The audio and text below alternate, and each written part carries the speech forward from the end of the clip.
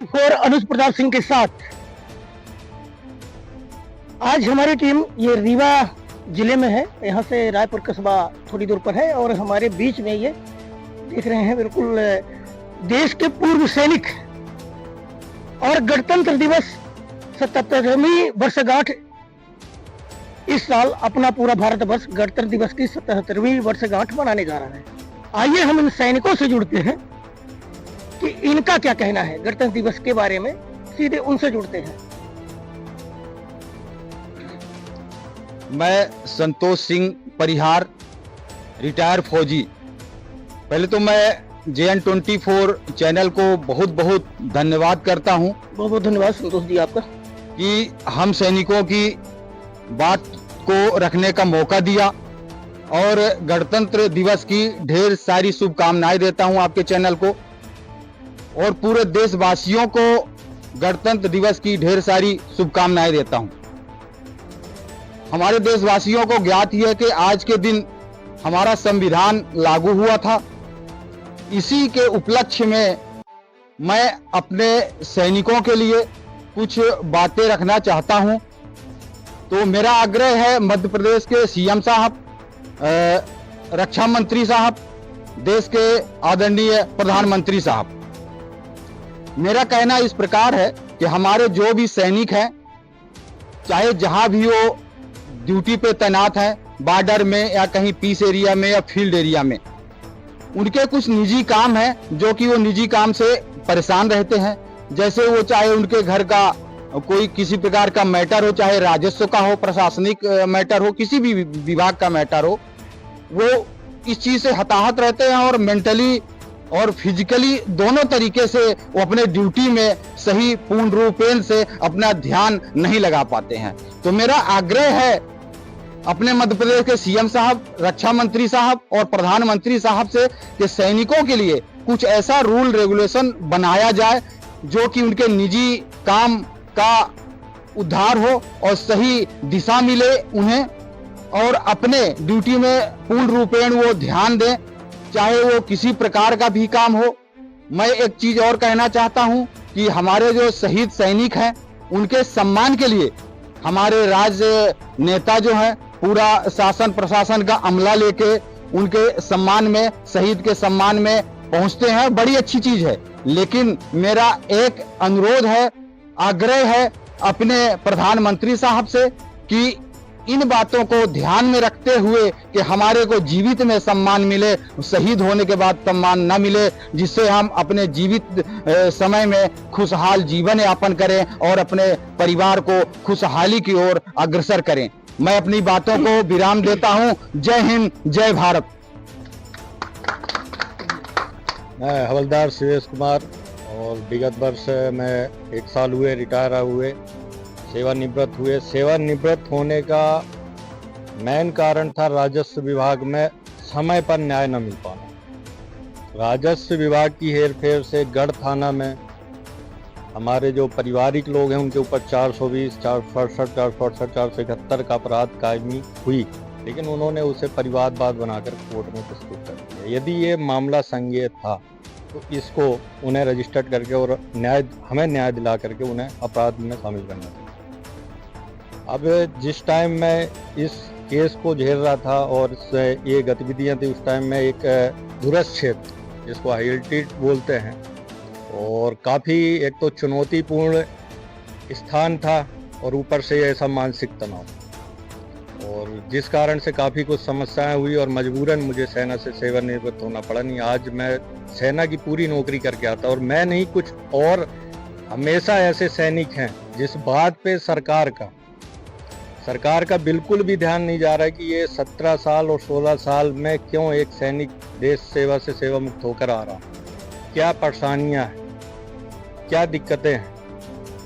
किसी ने आज तक किसी की भी इस बात पे मीटिंग नहीं हुई कि किसी ने इस चीज का विश्लेषण किया हो ताकि उस सैनिक को उस अपनी पूर्ण नौकरी करके आ सके। तो मैं देश का जो अब आगामी 26 जनवरी 2026 को 77वां गणतंत्र दिवस मनाया जा रहा है, गणतंत्र दिवस का उद्देश्य ही यही है कि आज उसी के कारण से लोग स्वतंत्र रूप से और खुशहाल कानून से का योजनाबद्ध तरीके से जी पा रहे हैं, और उसी का यहाँ पे इतना मिसयूज हो पा रहा है। कई समस्याएं हैं। मैं स्थानीय प्रशासन और हमारे जो राजनेता हैं और अपने मध्य प्रदेश के मुख्यमंत्री साहब, सभी से मैं निवेदन करूंगा कि इस तरीके के अन्याय को ध्यान दे करके, जरूरी नहीं कि हर चीज़ को वायरल ही किया जाए या हर चीज़ को मुख्यमंत्री जी के सामने ही संज्ञान लिया करें। जो प्रशासनिक अमला है, जो इस कार्य के लिए तत्पर है, जिसको जिम्मेदारी सौंपी गई है, यदि वो रिपोर्ट में सत्य पा रहा है तो उसको ये कार्रवाई करनी चाहिए। ये अपने आप में एक खास का विषय होता है। यहीं पे मैं अपनी वाणी को प्राण देता हूँ। जय हिंद, जय भारत। जी, मेरा नाम कैप्टन अनिल कुमार सिंह है। मैं रीवा से हूँ। आज 77वें गणतंत्रता दिवस के अवसर पर मैं देश के सभी नागरिकों को और हमारे जो सैनिक बॉर्डर पर डटे हुए हैं, अपनी क्षमता से बढ़कर अपना कार्य कर रहे हैं, उसके लिए सभी को बधाई देता हूं और यह भी उनसे आग्रह करता हूं कि मैं एक सैनिक था, अभी मैं रिटायर हूं। वैसे सैनिक कभी रिटायर नहीं होता, क्योंकि मात्र आपने फिल्मों में देखा होगा कि कसम को तोड़ा दिया जाता है, लेकिन एक सैनिक की वो जो कसम लेता है वो कभी उससे पीछे नहीं हटता। और हम चाहे रिटायर हुए हैं, इसके बावजूद भी हम देश सेवा के लिए तत्पर हैं आज भी। इसी कड़ी में हमारे जो गवर्नमेंट है वो सैनिकों का सम्मान करती है और उनके बारे में बहुत कुछ सोच विचार हो रहा है। बहुत अच्छी बात है। जब 1990-80 के दशक में बहुत समस्याएं थी, लेकिन आज आधुनिकीकरण के कारण हमारे सैनिक भी आधुनिक हो चुके हैं और इक्विपमेंट हर चीज में अच्छी हुई है। लेकिन एक सैनिक अपनी ड्यूटी तभी मन और लगन से कर सकता है जब वह अपने दिमाग से संतुष्ट हो और दिमाग से अच्छा हो। कुछ जैसे अभी हमारे भाई ने बताया कि कुछ समस्याएं हमारे सैनिकों को हैं, उसके ऊपर जो स्थानीय अमला है वो अमल नहीं करता है। सैनिक एक देश की धरोहर है। सैनिक किसी राज्य का, किसी स्टेट का या किसी मोहल्ले का नहीं है। सैनिक एक धरोहर है।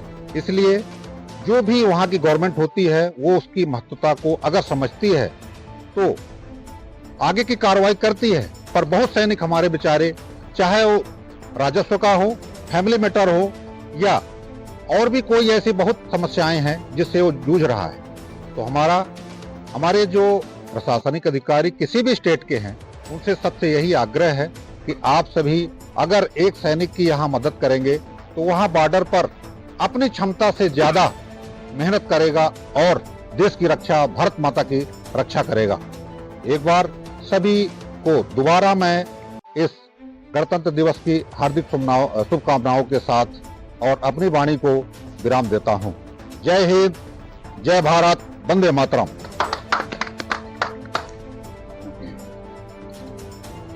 मैं एक चीज और कहना चाहता हूं, एक उलाहना देना चाहता हूं, उदाहरण देना चाहता हूं कि हमारे पूर्व कोई सैनिक हुआ करते थे, पान सिंह तोमर। वो इसी राजस्व और प्रशासन की जो विषम गतियां थी उसी कारण वो डकैत बने थे। तो मैं निवेदन करता हूं कि पूरा पान सिंह तोमर पैदा ना हो, सरकार इन बातों में ध्यान दे और सैनिकों को और सैनिकों के परिवार को सम्मान दे। भारत माता की, भारत माता की, वंदे मातरम, वंदे मातरम, वंदे मातरम, भारत माता की। ये भारत के उन फौजियों की हुंकार है, पीठ पीछे वार हमेशा करता गद्दार है। अगर दम है तो सीने में गोली चला के दिखा। ये सरहद पर रहने वाले उन शेरों की दहाड़ है, ये सरहद पर रहने वाले उन शेरों की दहाड़ है। अभी हमारा चैनल, अभी हम रूबरू हो रहे थे, ये पूर्व सैनिक थे हमारे बीच में। ठीक है, ये अजीब विडंबना है, मैं शॉर्टकट में करना चाहूंगा, फिर अपनी बात समाप्त करूंगा कि अजीब विडंबना है कि जो आज बॉर्डर में पूरे देश की रक्षा कर रहे हैं हमारे सैनिक, अपना पूरा परिवार, पूरा अमला छोड़ करके रात दिन बड़े बड़े पहाड़ों में, पर्वतों में और बर्फीली जगहों में डटकर वो तैनात है और वो पूरे देश की रक्षा कर रहे हैं, जिसके बदौलत आज पूरा समूचा राष्ट्र चैन की नींद ले पा रहा है। आज वो वही सैनिक परेशान है। उन्हीं सैनिकों को टॉर्चर कहीं ना कहीं से, चाहे वो अभी बता रहे थे राजस्व का मामला था, चाहे उनके जमीन जायदाद को लेकर मामला हो, और भी कई तरह की समस्याएं रहती है। ठीक है, उनका घर परिवार है, घर द्वार है, और समाज में हर एक तरह की समस्याएं रहती हैं। और उसमें क्या होता है कि जो कि सैनिकों को मंचों में, स्टेजों में और बड़े बड़े प्रोग्रामों में तो सम्मान दिया जाता है कि सैनिक है, ये बड़ी बड़ी बातें, बड़े बड़े राग अलापे जाते हैं, लेकिन वास्तविकता कुछ और रहती है। इसकी पीड़ा आप अभी चैनल के माध्यम से इन सैनिकों से आप सुन रहे थे। तो सैनिकों का कहना है कि जो देश की रक्षा कर रहे हैं, बॉर्डर में तैनात हैं, अभी हमारे पूर्व सैनिक ये भी रक्षा कर चुके हैं, आज भी उनके साथ वही जज्बा है, वही पीड़ा है। तो इनका कहना है कि पहली प्राथमिकता देनी चाहिए, और ये शायद ये सत्य भी है। आज हम गणतंत्र दिवस की 77वीं वर्षगांठ मनाने जा रहे हैं।